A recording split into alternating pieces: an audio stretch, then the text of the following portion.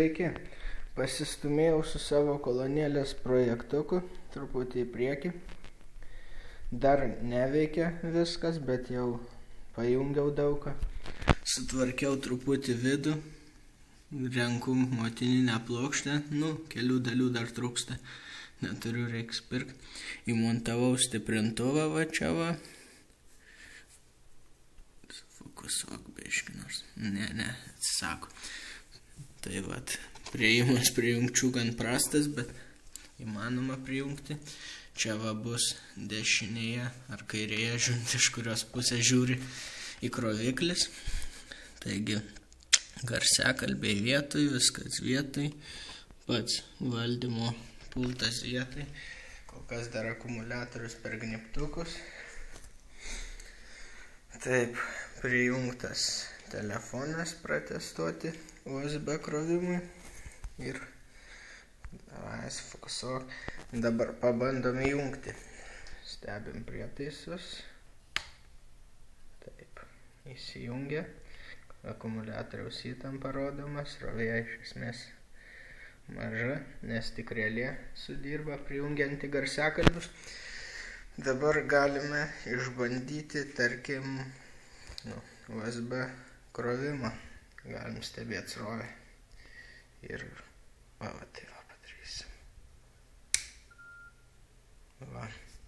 Srovė sukilo.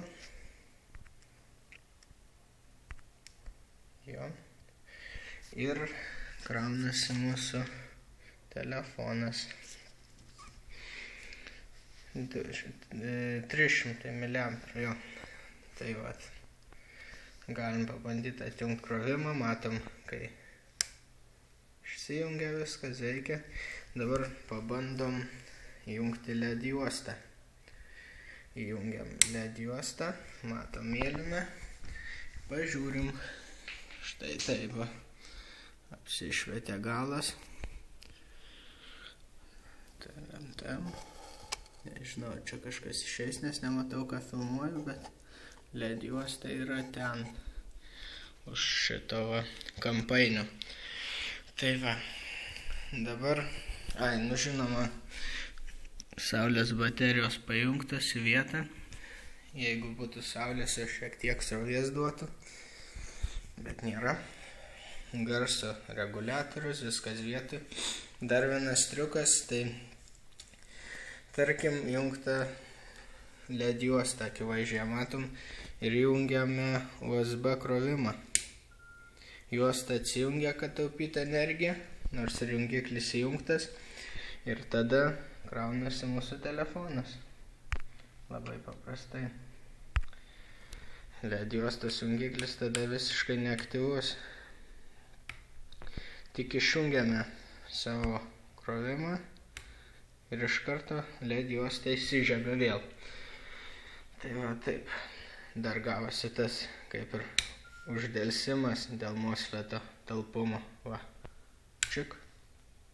Ir va, įdomi visai. Tai va, tiek yra stiprintuvui, kad jis grotų, dar trūksta maitinimo laido nuo pagrindinės plokštės. Tai trūksta tikrai mažai.